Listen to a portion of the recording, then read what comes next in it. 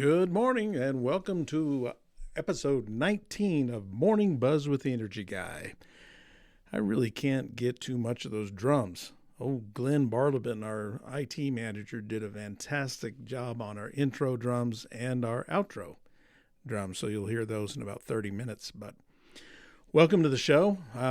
Welcome to any new listeners we may have. This is a weekly podcast. It drops at 7 a.m. every Saturday morning. And we're glad to have you. It's a podcast on energy efficiency for the most part. We'll talk about other things like safety and local events and what's going on at the legislature, both at the state level and the national level. Now, we don't talk about those subjects every week. Typically, we will talk about something we can control most, and that's our habits at home and how we may be able to save a little bit of money on our utilities. So this is a time I say, who needs coffee when you have Morning Buzz with the Energy Guy? I tell you what, I bring a lot of energy to this show. I'm trying. We need more we need more listeners. I got to be able to justify this to the man in the corner office and to the board that this is a viable project that we need to continue. It's a little bit of history. We had a 5-year stint on the radio 99.1 KCLV, a country format here in Clovis, and we did about 250 shows, give or take, over 5 years, and we had a 5-year hiatus, and I came back in the podcast format. And we're on a lot of platforms. We're on Apple Podcasts. We're on Spotify Podcasts. We're on YouTube. We have a link on our website to the our YouTube channel. Also, at the YouTube channel, you can see a number of things that we were doing with our new billing system, NISC. And it's been a challenge, but Smart Hub links, you can go paperless. That saves us a lot of money, so in turn saves our members a lot of money. But look into those things particularly if you're a member of Farmers Electric Cooperative, headquartered out of Clovis, New Mexico. Morning Buzz with the Energy Guy is the only podcast awarded the prestigious Energy Star label, so we're really proud of that.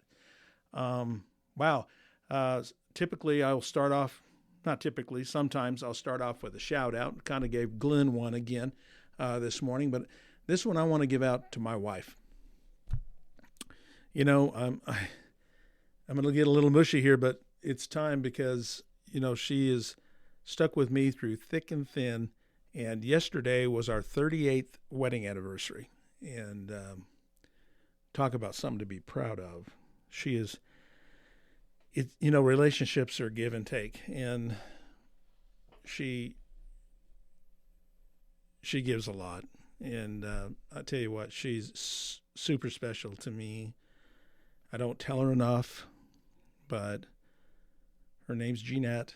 And again, we've been together for 39 years, but married for 38 years. And I've enjoyed through thick and thin the good times and the bad. The far more good times than bad, but I've enjoyed it immensely. And I love her dearly. So shout out to my wife, Jeanette, 38 years of happy marriage. Speaking of marriages, this is just a strange coincidence. I mean, my daughter knew when our anniversary was, but she chose her wedding day today, October 25th. So today our daughter marries the love of her life, and it's been a long time coming. I've known her fiance, who's going to be her husband today, for a long time, since he was a young man. I knew his dad. He and I went to school together. His dad was a year ahead of me, but my daughter and Dahlia and son-in-law to be, Travis Davis, went to school together, same class. And, as a lot of protective fathers do, she wanted to date Travis at a young age, and I forbade it. And just because she was a tender heart, and I didn't want her,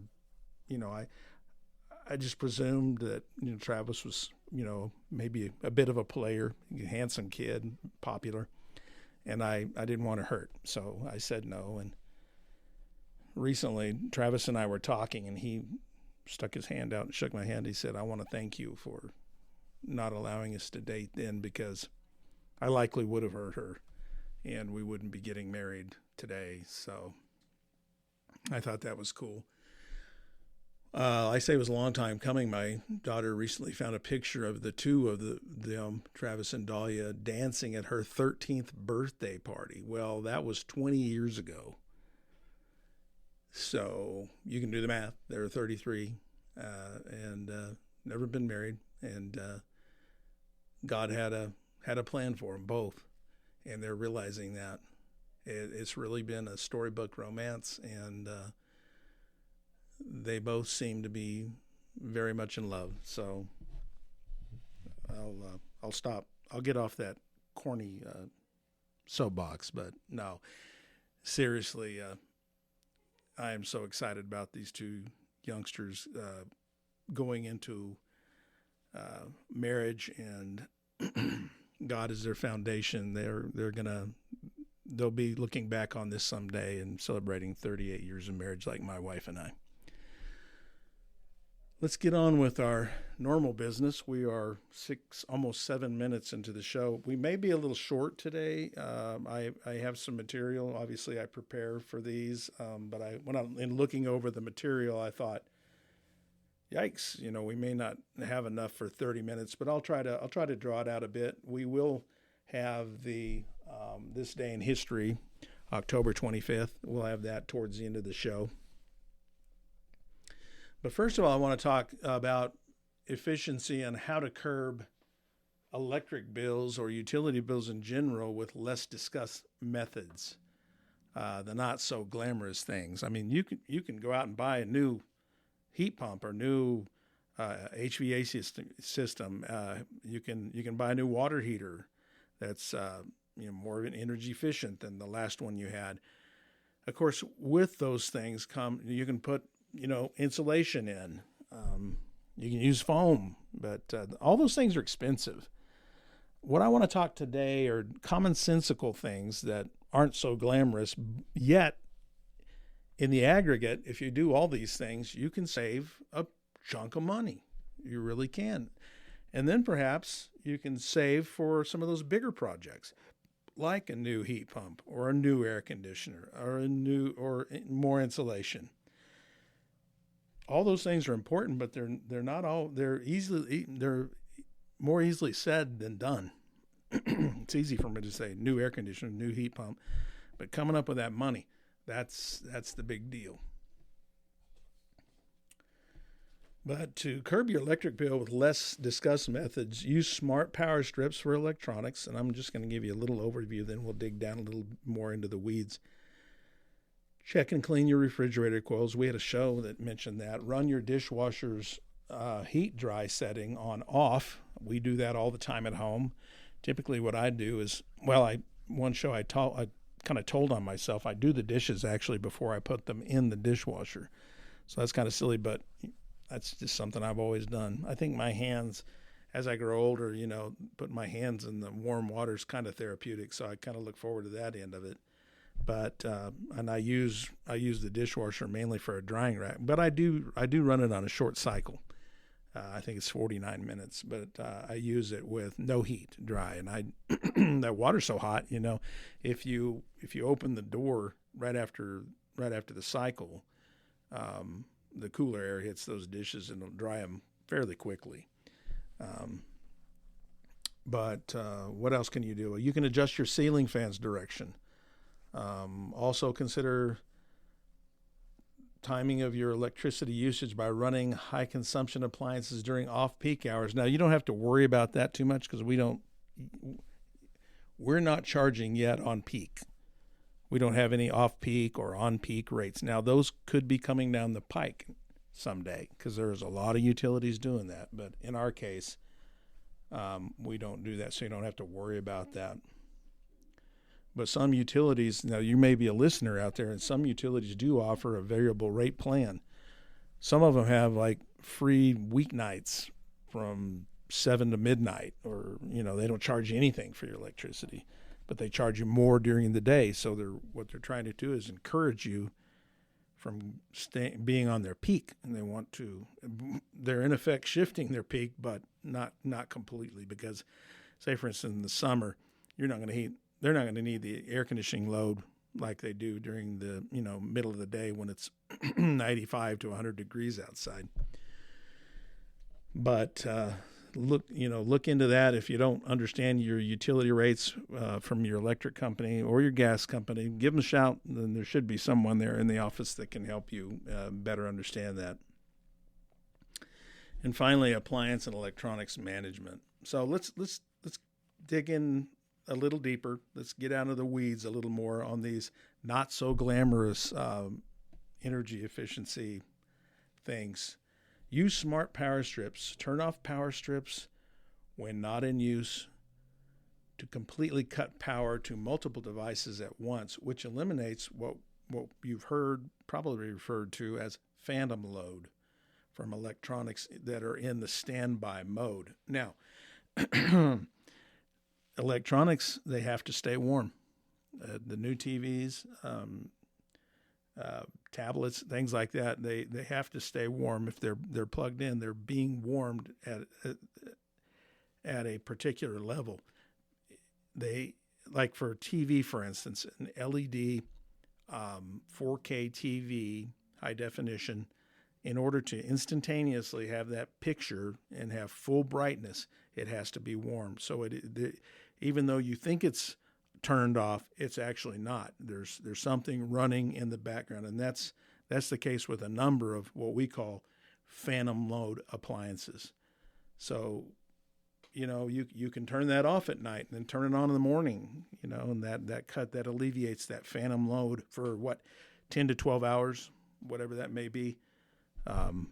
You can, if you turn them off at 10 o'clock at night and you turn them back on at 8 o'clock in the morning, that's 10 hours. You don't need any of that while you're sleeping. Obviously, you need that time typically to charge phones or tablets because you use them periodically during the day. But it's things like TVs and other devices that DVRs that might need to stay warm and or ideally stay warm, that consume that phantom load. Let's move on. 13 minutes after the hour. Clean the refrigerator coils. We talked about this a couple of weeks ago, and it's dust on the coils makes your refrigerator work harder, but make it work smarter by cleaning them periodically, and that will help run it more efficiently. That's true. It's like just grab a washcloth and put it over your face, over your mouth and your nose, and see how less efficient you breathe. Because that's what your refrigerator and freezer work on, return air, and so that's where these coils come in, and they're pulling outside area, not outside the home, but outside the refrigerator, in through and in that air typically is dust, different floating particles, and they build up on your coils. And I've got a really good example of it on our Facebook page, Morning Buzz with the Energy Guy. Isn't it crazy? Every time I have an opportunity to say that, I get kind of crazy, or wild. It's fun. Anyway, if you look back, I don't know, it's been probably 10 posts ago, I'm guessing 3 weeks ago, when we talked about cleaning those coils. Anyway, there's a great example of one that was super dirty, and then after you use the vacuum cleaner on it with a brush, and of course you're not pushing that in, you're sucking it into the vacuum cleaner, and it makes a world of difference. I mean, I've actually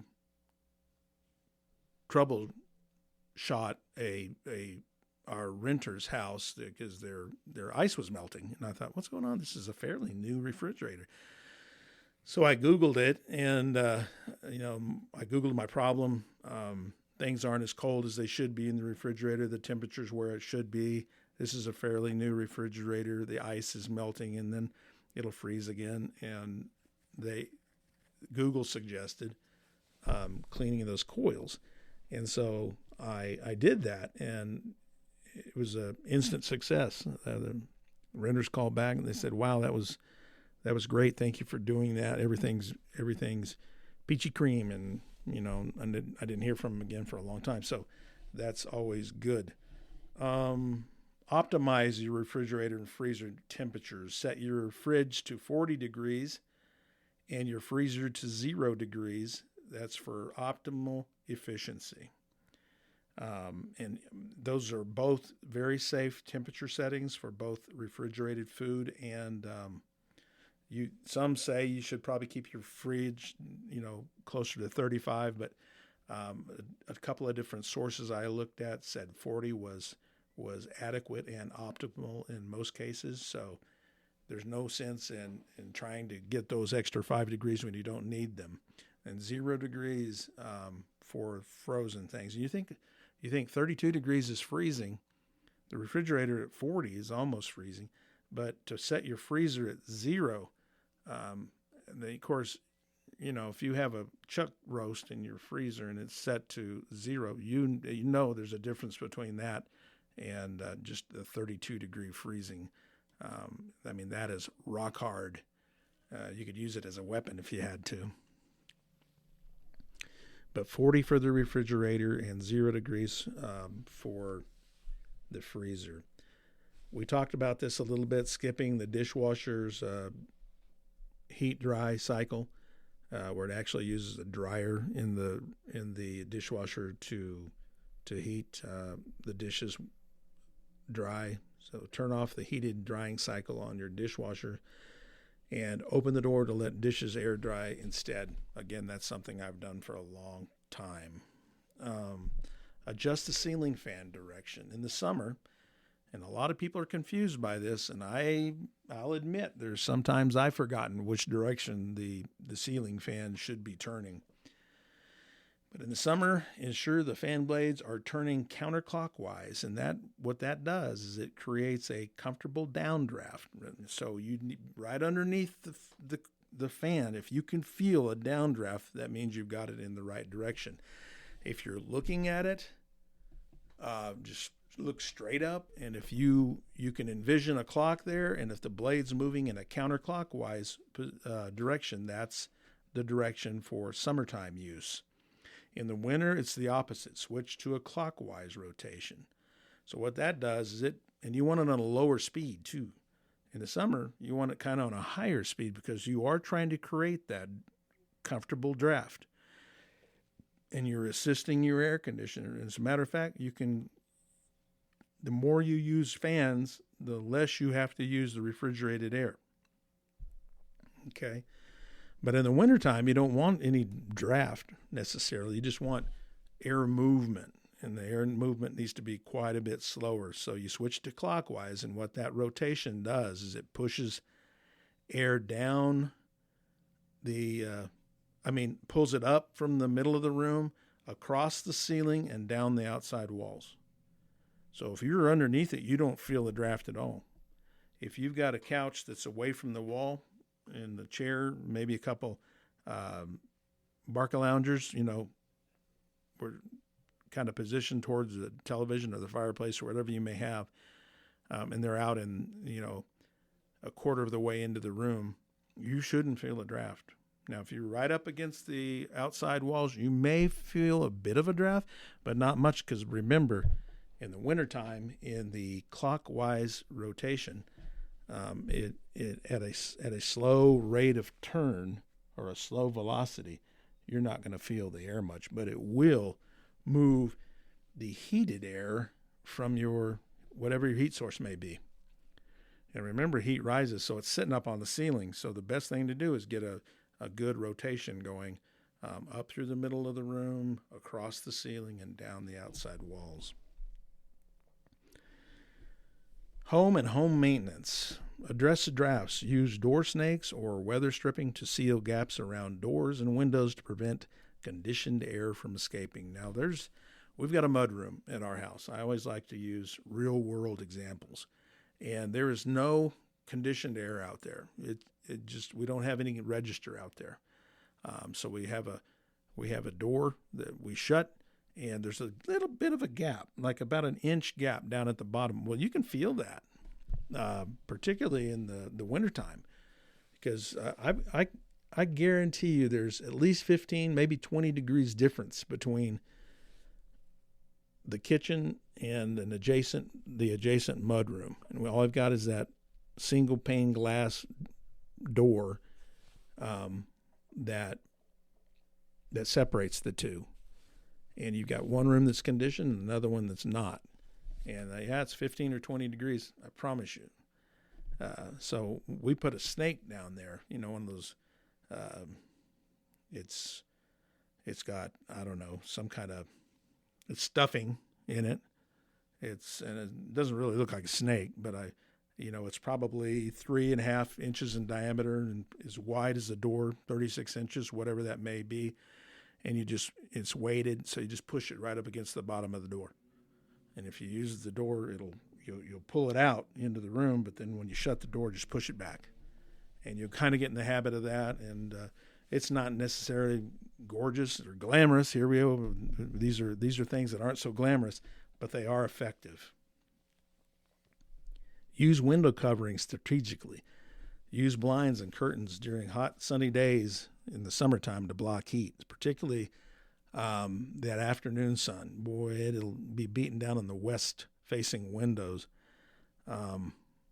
Now, you want to close those, right? In the evening, you want to close your blinds, close your curtains if you've got them, particularly on that sunny afternoon, about 1 or 2 in the afternoon, where the sun's, well, maybe 2 or 3, where it's already made the turn downwards in the western sky, but it's beaming in those west-facing windows.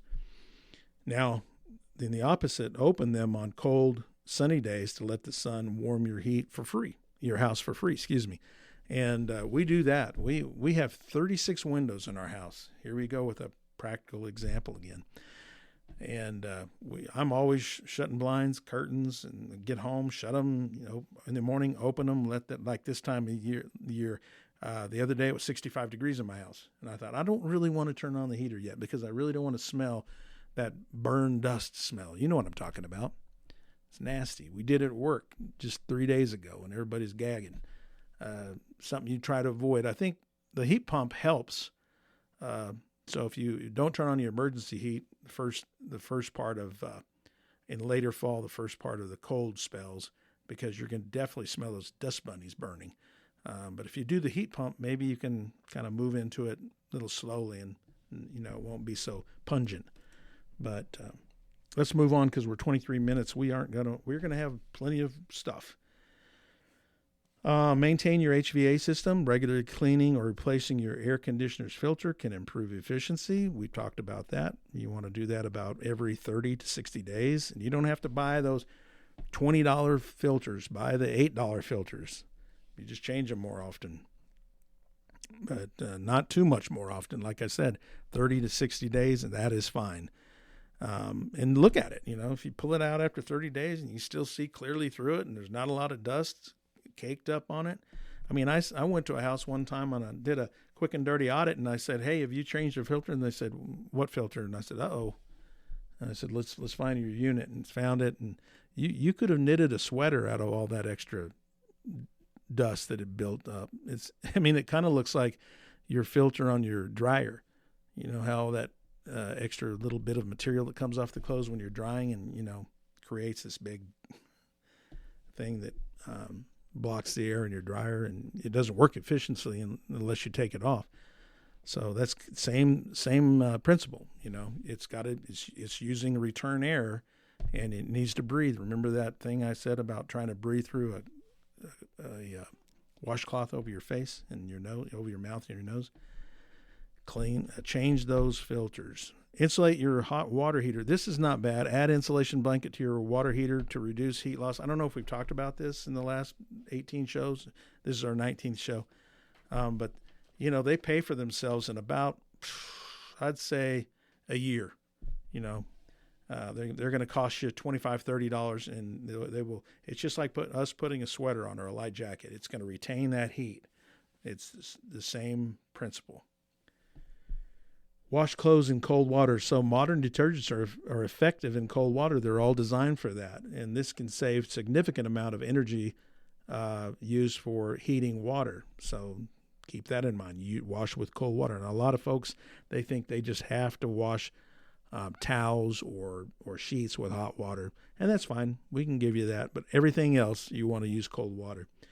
Shift energy uses. If your utility offers time of use rates, which we don't, run high energy appliances like dishwashers and washing machines during off-peak hours, and your utility, if they do have peak times or off-peak times, you need to visit with them. We do not. Roosevelt County Electric does not. SPS XL Energy does not in the greater Clovis area or eastern New Mexico. But you may be listening somewhere else in the world, and check with your utilities.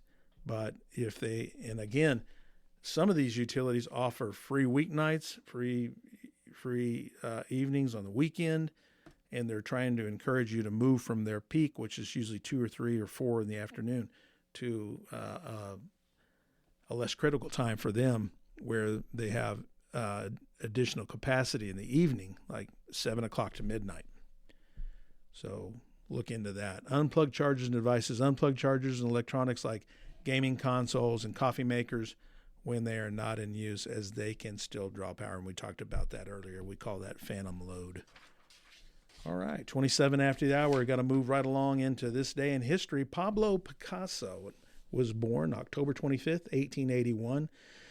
He was a Spanish-born artist and co-founder of Cubism, whose revolutionary approach to perspective and form transformed modern art. He died in 1973, but he's born on this day, October 25th, 1881. Juan Soto, baseball fans know who he is, born in 1998 on October 25th, baseball superstar who signed a record $765 million contract with, and I'm guessing that's probably 10 years. I didn't see it, but I'm guessing it's 10 years with the New York Yankees in 2024.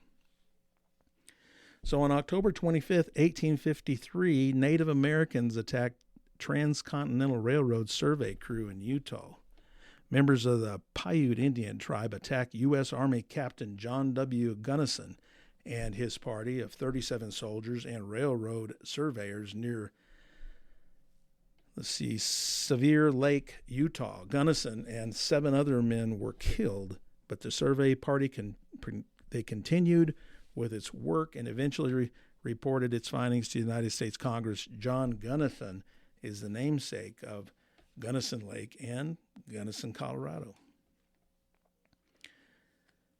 Greece's King Alexander dies after being bitten by a monkey. I thought that was crazy.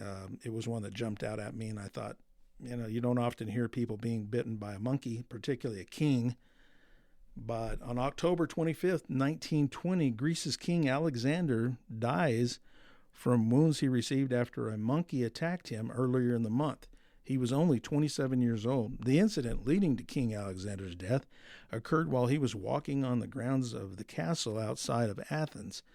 A monkey that belonged to a resident of the palace attacked his dog. When the king stepped in to separate the two animals, he suffered several monkey bites that would soon get infected and turn septic. Some 3 weeks later, the king was dead. Long live the king. And he'd only served a brief few years on the throne. Sad story.